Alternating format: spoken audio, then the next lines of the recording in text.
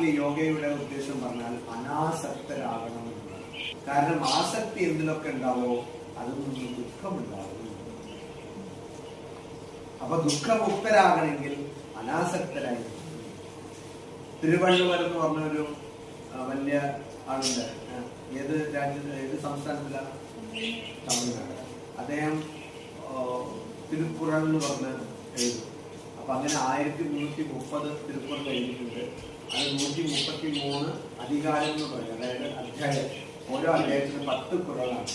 അപ്പൊ അതില് അദ്ദേഹം ഒരു കുറൾ പറഞ്ഞു, യാതനിൻ യാതനിൻ നീങ്ങിയാൻ നോദൽ അതനിൻ അതനിൻ കിള. യാതനിൻ യാതനിൻ എന്തെന്നൊക്കെയാണോ നീങ്ങിയാൻ മാറുന്നത്, നോദൽ ആസക്തി, അതനിൻ അതനിൻ അതൊന്നൊക്കെ ഉണ്ടാവില്ല. എന്തുണ്ടാവില്ല? ദുഃഖം ഉണ്ടാവില്ല. ഭഗവാൻ ശ്രീകൃഷ്ണൻ എന്താണ് ദുഃഖം? എന്തോ ദുഃഖം, കുഴപ്പം, അതും ദുഃഖം തന്നെയാണ്. അതുകൊണ്ട് അർജുനൻ പോയി നിൽക്കുന്നു. അർജുനൻ ആദ്യം തന്നെ പറയുന്നു, എന്നെ ആദ്യം 2 സൈന്യത്തിനെയും നടത്തി കൊണ്ടുപോകണം, ഞാൻ നോക്കട്ടെ ആരൊക്കെയാണ്.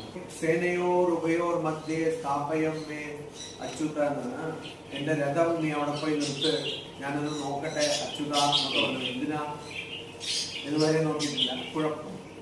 അപ്പൊ പറഞ്ഞു, ഗാന്ഡീവം ശ്രംസത്തെ ഹസ്താത്തിന്റെ ഗാന്ഡീവം അസ്ത്രം എന്റെ കയ്യിൽ നിന്ന് ഇങ്ങനെ പോകുന്നു, ഞാൻ ഇരിക്കുന്നു, എന്നെ കൊണ്ട് പറ്റില്ല, ഇത് വലിയ അർത്ഥോ മഹത് പാപം കർത്തും നിവസിത്താണ്.